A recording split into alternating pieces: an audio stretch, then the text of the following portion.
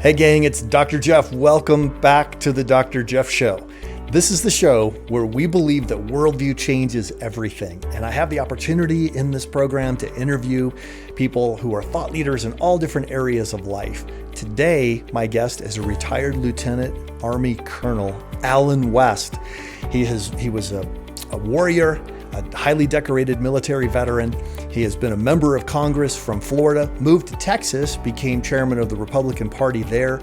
He's also been the director of the Hope Center, which enables nonprofit organizations to work together to share the gospel of Jesus Christ. He's touring the border as we have the conversation, and you are not going to want to miss a minute of it. Welcome to the Dr. Jeff Show. Colonel Allen West, welcome to the Dr. Jeff Show. Thank you for having me on, Dr. Jeff. Pleasure. I'm really glad to visit with you. I know you're in a car, you're touring the Texas border right now, but I'm really excited for our audience to have a chance to get to meet you. You're a highly decorated military officer. You've been a United States congressman from Florida, and now you're running for governor in Texas in 2022. Yeah. How's the campaign going so far? It's going very well. We are in our third week of the campaign. The response has been incredible. A lot of people signing up to volunteer and getting out and about and continuing on, traveling across Texas just the same as I did as the chairman of the Texas GOP. Well, I'm excited that you're there in Texas now and looking forward to our conversation. I know the connections may not be great because you're along the Texas border. Sometimes you get a good connection, sometimes you don't. But we'll just make the best of it because I've really been looking forward to having this conversation to talk with you about a lot of things, about your military experience, but also about race relations in the United States of America. Before we dig into that, Colonel West, you were born in Atlanta, Georgia in the 1960s. Right in the middle of the civil rights movement. And I'm curious, how did your parents, as you were growing up, how did they view that struggle?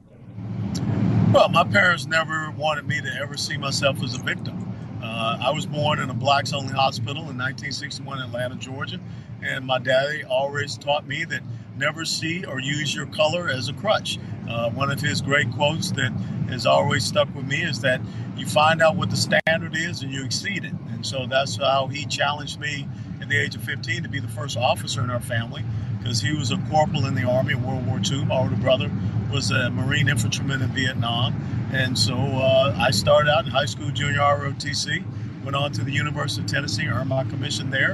And on 31 July 1982, I became a commissioned officer in the United States Army. So it was important that they, the neighborhood I grew up in was Dr. King's neighborhood also, the old Fourth Ward neighborhood. And I think that I have a dream speech, which talked about being judged by the content of your character and not the color of your skin. That's how my parents raised me. Colonel West, how did the fact that your father, brother, your mother, all being involved in the military, how did that affect their view of the world at that time? Well, their view was very simple. I never heard them say anything disparaging about this country. My dad, when he challenged me to become an officer, said that there's no greater honor than to wear the uniform of the United States of America. My mother served a little over 25 years civilian service with the 6th Marine Corps District Headquarters in Atlanta. And now my nephew, my older brother's son, he's also a lieutenant colonel in the Army. So our lives and our family has been about service, sacrifice, and commitment. Colonel West, you served in Operation Desert Shield, Operation Desert Storm. And then you ran for Congress, and you were a member of Congress from the state of Florida.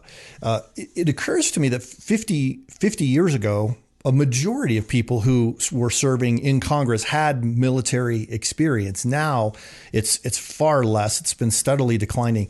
What did military service teach you as a member of Congress?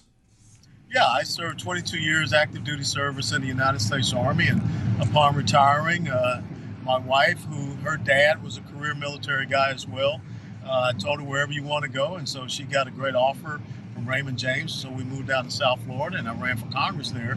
And you're correct. I think that the military teaches you about mission accomplishment. I think the military teaches you that you don't see obstacles, you see opportunities, but the most important thing is that you have a commitment to the oath that you take, and you get the job done. And that was one of the things that was kind of disheartening being in Congress, because we never really solve the issues and never really get things done. I call it the self-licking ice cream cone, and that people continue to perpetuate the issues and the problems like what we have here on our border, and they never want to solve these issues. And I think that's one of the main reasons I'm running for governor, because the people here in the state of Texas deserve to be in a state where their sovereignty is respected, and they can have safety and security in their lives and not worried about illegal immigrants or people that mean them harm and danger and trespassing on their property. A lot of people, I think, today don't even know the Constitution. They don't respect the Constitution. I saw one survey that said 51% of people think the First Amendment should be scrapped to the Constitution, the Bill of Rights. And lately, we've been seeing a big influence in the military related to critical race theory, a lot of the kind of training that students are receiving in schools around the country. But if we have a chance to get to that and you'd like to comment on it, I'd love for you to be able to do that. But I wanted to talk about your book briefly, because you wrote a book called We Shall Overcome, about the Black conservative movement that I think a lot of people don't really know about, that there is a conservative resurgence in the Black community. Could you speak to that a little bit? Well, sure. I mean, when I wrote the book, We Can Overcome, a lot of people think that conservatism in the Black community is a Johnny-come-lately issue, and that's not the case. When you go back and you look at the man that I call the father of Black conservatism, Booker T. Washington, who all he wanted once he became free was an education, because he understood that opened up the doors of equality of opportunity. But in establishing the first institution of higher learning for Blacks down south, Tuskegee Normal and Industrial Institute, he had a 3-point agenda or plan, and that was education, entrepreneurship, and self-reliance. And I think if we go back and we look at the strength of the Black community, we will see that it was education, entrepreneurship, self-reliance, strength of family, individual responsibility. But slowly over time, especially since the Great Society programs of Lyndon Johnson, you've seen the family get decimated. You've seen quality education in the urban centers being decimated. You have seen economic opportunity dwindle, and those have had adverse effects. So I think that you're starting to see a resurgence of conservatism in the Black community, because they're tired of being seen as victims, which goes back to this whole critical race theory crap, which basically says that because you, Dr. Jeff, are white, you're evil, you oppress me, and because I am Black, I'm supposed to be oppressed and be a victim.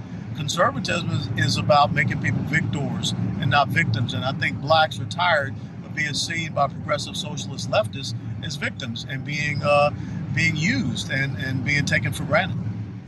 I saw a news poll that was done, I think it was just done this week, saying that race relations in the United States of America are at their lowest levels in decades, that about half the number of people think that race relations in the United States of America, Black people, white people, about half of them, as in 2001, think that we're moving in the right direction. If race relations are getting worse, what is it that critical race theorists are hoping to achieve? Well, critical race theory is the new Marxism. It is division of people, this nation, not based upon socioeconomic status, but based upon race. And when you think about it, like I said, being born and raised in the same neighborhood that produced Dr. King, and he talked about the content of character, not the color of skin, we're going backwards from what his dream and his I Have a Dream speech was all about. And this is all about the manipulation. This is all about trying to exert power and control over individuals. And like I said, when you think about this critical race theory, when you think about this belief system that says that I, as a Black person, am incapable or incompetent enough to go out and get a picture ID so that I can go out and vote, this is insidious, and we've got to stop it.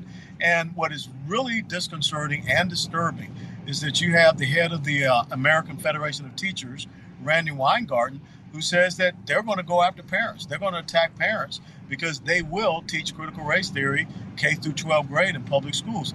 I thought the parents were the ones to determine the education of their children, not the teachers' unions, and not Randy Weingarten determining they want to indoctrinate children. Is there a belief in the American Teachers Federation that the parents that they're not their children, that the parents are somehow irrelevant to the education process, that it should be about the teachers? Is that what's... Well, of course, that's the collective mentality. And when you go back and you look at other totalitarian individuals and regimes, look, you can read Adolf Hitler, you can read Lenin, Stalin, Chairman Mao. They all talked about control of young people and control of their minds.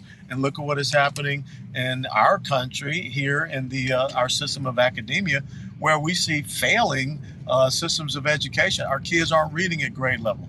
Our kids aren't doing math at grade level. And so what does the teacher union want to do? They want to talk about divisiveness.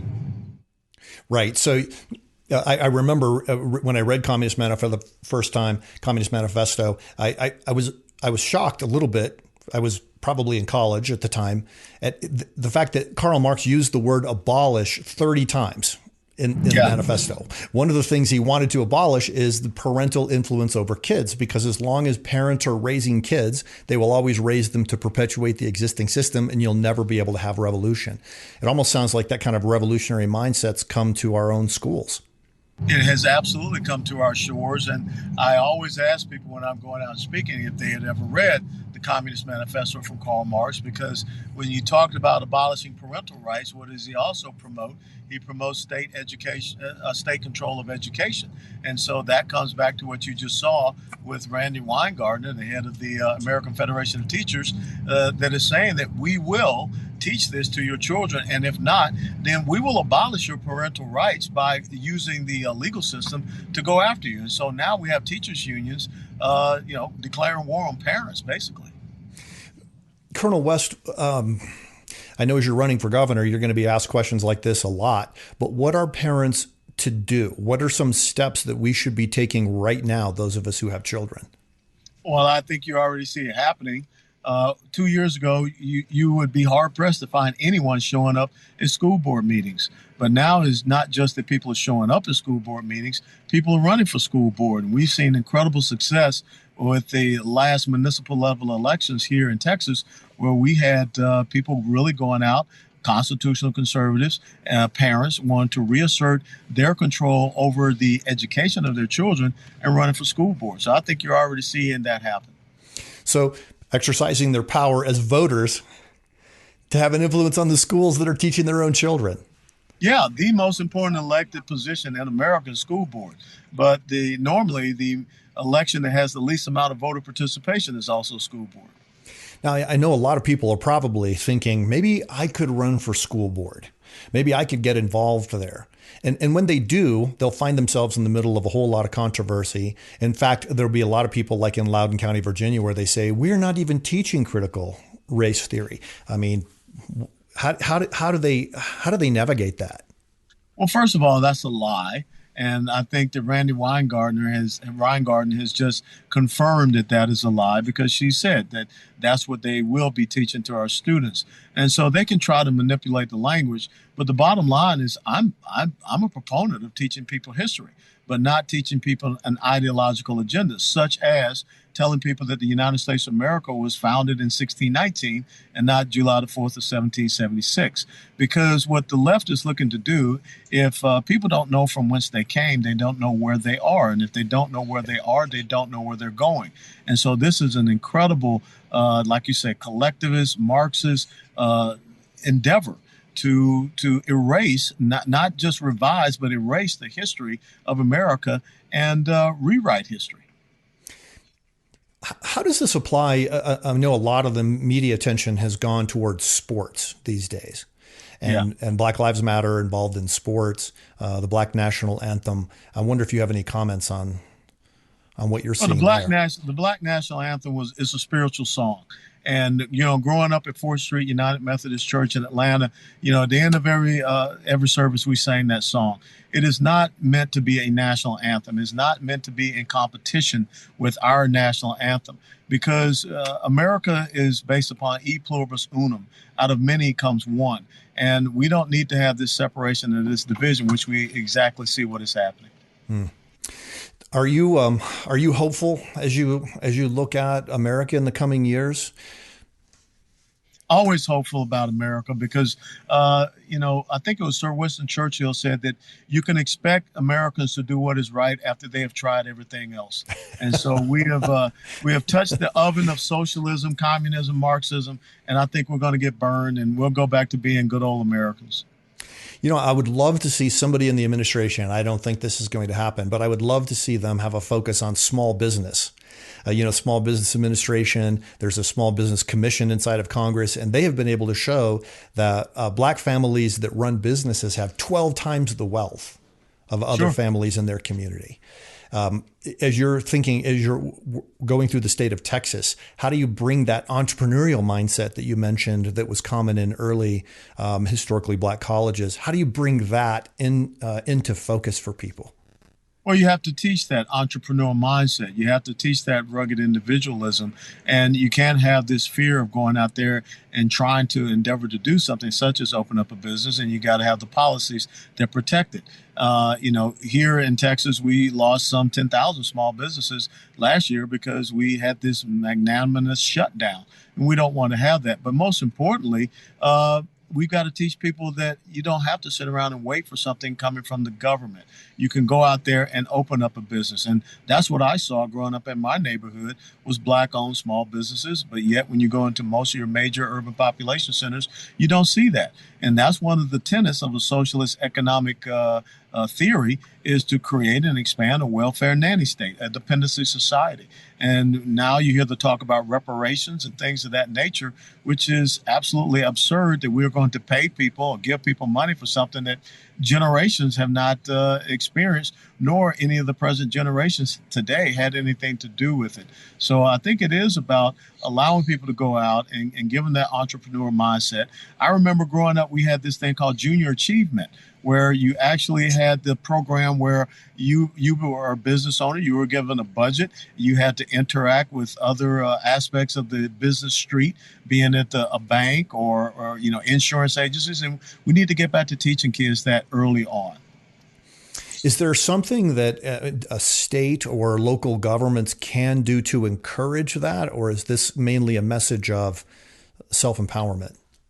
Well, it is a message of self-empowerment. That's what constitutional conservatism is. That's what Booker T. Washington talked about when he said education, entrepreneurship, and self-reliance. So we need to get back to that and start rejecting the voices of dependency. Who would have ever thought we'd live in the United States of America where the federal government is paying people to stay at home and not go out and work? Right. But that's exactly what is happening right now. So you have this conflict with conservatism and progressive socialism. I say one is for economic empowerment, the other is for economic enslavement.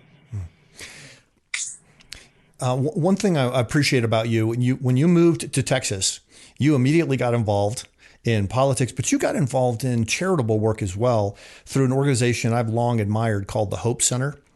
Yes. And I'd love for you to just talk a little bit about what that does, because that, if you could have an organization like that in every city in America, it could be transformational. Tell us a little bit about what it is and what it does. Yeah, sure. I was the president and CEO of the Hope Center, and before that, I was a board member there for some 4 years. So a total of about 5, almost 6 years with the Hope Center. It is a one of a kind, unique in the world, a place where 61 different Christian ministries under one roof collaborating together for the sharing of the gospel of the Lord and Savior Jesus Christ, not just here in Texas or North Texas, but all across the world. And so I think when you have those collaborative efforts in the Christian community, the body of Christ can be even more effective. And, the categories, you had international ministries there, women's ministries, cultural, societal ministries, First Liberty, who defends religious liberty cases all across the country, is located there. So those are the type of things that we need to look at doing, because there is an onslaught against our Judeo-Christian faith heritage in America. I love that work. And I've been on the campus there, and I was amazed. Josh McDowell Ministries is there as well, doing evangelistic work. So legal work, cultural work. I think Association of Christian Schools International has an office there. So incredible to see all of these believers working together. I wanted to, as we start to wrap up our conversation, I have two questions I wanted to ask. One is, because we've talked a little bit about the Black conservative movement, and I've watched as Black conservatives are able to gain traction, communicate a really positive message, treated very negatively in the mainstream media, called Uncle Tom's. Yeah. And you actually were part of a documentary called Uncle Tom, which was an oral history of American Black conservatism.